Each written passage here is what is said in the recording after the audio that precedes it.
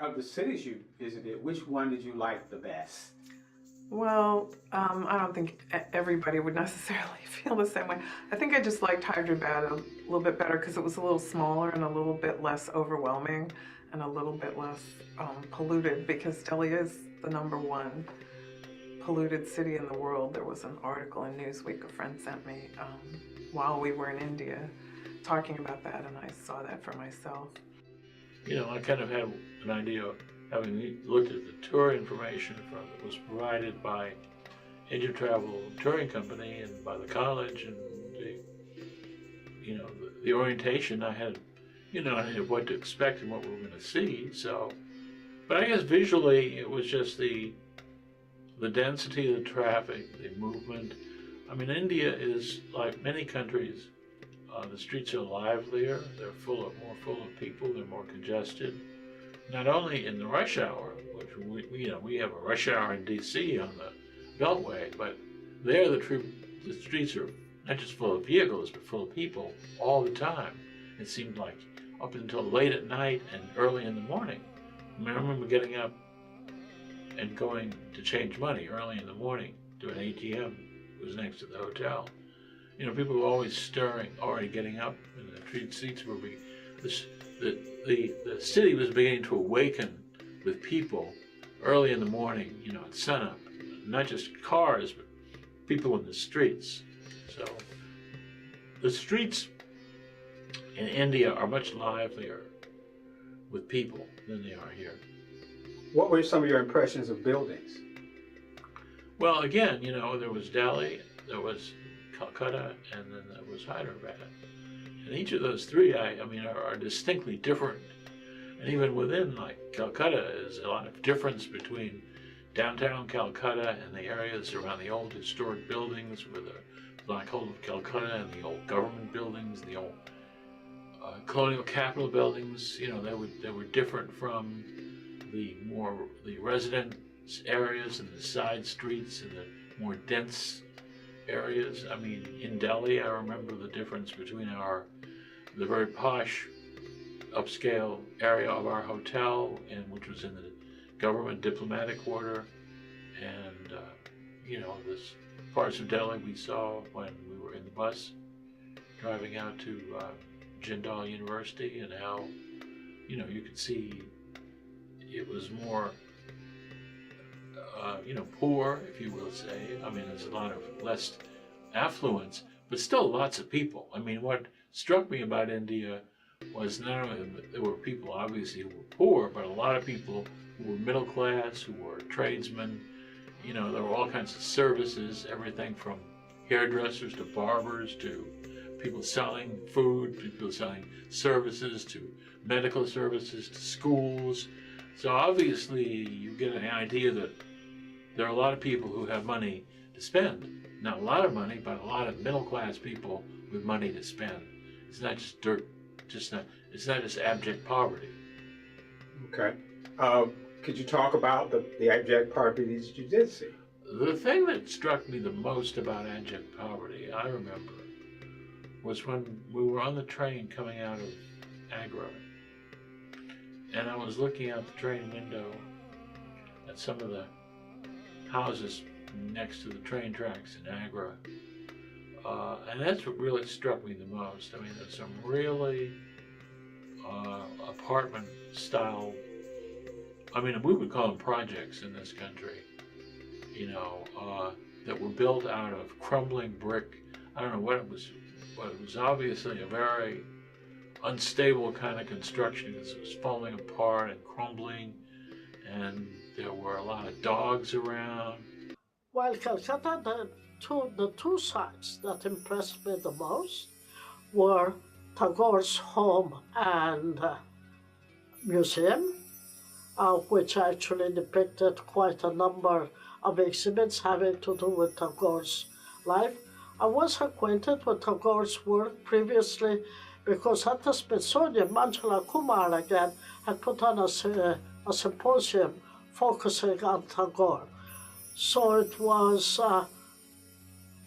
very satisfactory to me to be able to visit his home, which is now a museum. The second site that really had an impression on me was Mother Teresa's center. I was not aware of the fact that she actually was buried right in her center. And of course, the work that she has done at Calcutta with caring for the sick and the dying, it was really emotionally quite satisfying to me to be right there in her center. People described Calcutta before we went there as displaying poverty more. But for me, Calcutta was rich in having these two centers, Tagore's Home and Museum and Mother Teresa's Center. Okay. And then you also went to Hyderabad. Hyderabad. Hyderabad. What was that like? Both Calcutta and Hyderabad were new experiences for me. I had not been in either one of the cities. Hyderabad, I thought, was a very pretty city. My husband and I took a tour in a car that we hired and went right around the lake. It was really beautiful to see all these different parks laid all around the lake and with a statue of the Buddha in the center of the lake. However, Hyderabad has also been influenced quite a bit by Mughal influence, by Islamic influence. So it was there that we visited the palace. And since I'm Turkish, it felt like I was in that palace already. What palace? What palace? I don't recall the name of the palace, but it was Palace of a Mughal? a Mughal palace. Yes, it was a Mughal palace and with Islamic architecture.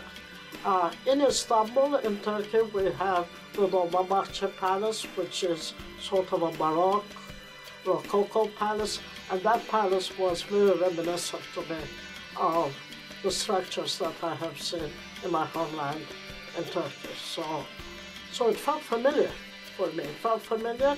It felt beautiful going around the lake, and the University Osmania. I mean, the name, I asked the faculty members about the name because the name Osman in English is sort of pronounced as Uthman, is definitely the name of one of the caliphs following Muhammad. So the university itself, in its very name, showed the Islamic influence. And India, of course, as you know, no doubt, is a country that has the second largest Muslim population in the world, Indonesia being the first. So it was interesting to see this Islamic influence in Hyderabad. A beautiful city, I thought.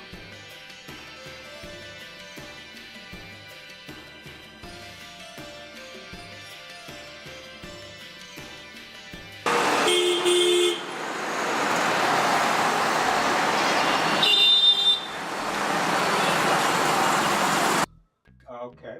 Was there anything unexpected that happened to you while you were on the trip? Something that I expected? Unexpected. Unexpected. I think the vibrancy of the faculty and the youth of the faculty. I felt the faculty, particularly at General Global University, they were quite young. I recall actually some of the work that they did when we went to the village near the university, their social service work, that the fact, yes, I did not expect this, and I was impressed. We went to a preschool where they had 2- and 3-year-olds, and the information that we got from the faculty member who took us there was that the federal government of India provides free preschool throughout the country. I did not expect that, and I was impressed by it. Surely if India can do that, so should the US. My only regret is that we didn't have more time at the museums. But the museum in Calcutta, there were 2, right? One in Calcutta and one in Hyderabad. I felt for the exhibits that the museums held the time that we had there was too limited for my pleasure. On the other hand, as I told our group leader, Rita Kronidis, there's no point lamenting about what we did not get to see, because what we did get to see was fabulous. And what do you take back in your classes after this last visit? Do you bring anything to the classroom as a result of your last visit to India?